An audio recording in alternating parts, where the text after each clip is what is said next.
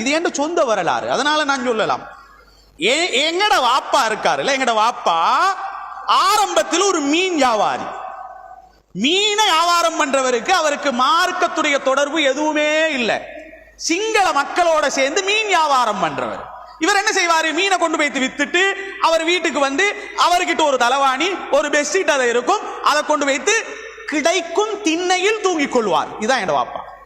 ஒரு நாள் காலியில் அடங்கப்பட்டிருக்கக்கூடிய மஷூர் மௌலானா காலி சோலையில் அடங்கப்பட்டு இவங்க என்ன செய்வாங்கடா, எல்லா இடத்துக்கும் போவாங்களாம்.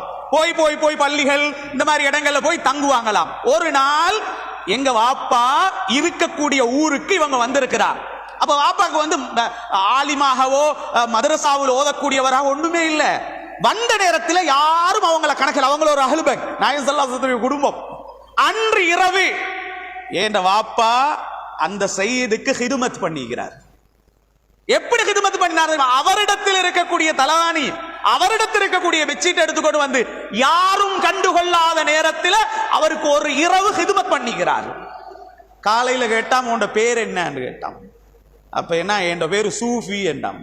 சில பேர் என் பேரை போடும்போது பின்னால சூஃபி என்று போட்டு என்ன பட்டமானு, பட்டம் இல்லை, என்ன வாப்பட பேர் அது. அப்ப தலையை தடாவி அந்த நாளில் மஷூர் மௌலானா சொன்னாங்களாம், சூஃபி வலியுல்லான்னாங்களாம். அந்த வார்த்தைக்கு பின்னால்தான் அவர் மதரசாவுக்கு போக ஆரம்பித்தார். 7 வருடத்தில் ஓதக்கூடியதை 4 வருடத்தில் ஓதினார். மட்டுமல்ல, நீங்க சொன்ன ஆச்சரியப்படுவீங்க, உஸ்தாதுக்கு பாடம் நடத்தி இருக்கிறார்.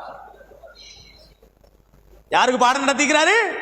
உஸ்தாதுக்கு பாடம் நடத்தி இருக்கிறார். அப்ப அந்த உஸ்தாது சொன்னாராம், யா அல்லாஹ் இந்த சூஃபியை பெருமையை விட்டும் பாதுகாப்பாயாக, உஸ்தாதுக்கு பாடம் நடத்தியதினால பெருமை வராமல் காப்பாயாக என்று துஆ கேட்டாராம். அதுக்கு பின்னால்தான் அவர் ஆலிம், நாடளாவிய ரீதியில் எல்லா இடங்களிலும் உலமாக்களை உருவாக்கி இன்றைக்கு நான் ஒரு ஆலிமாக இருக்கவும் அஹ்லுல் பைத்துடைய துஆதான் காரணம்.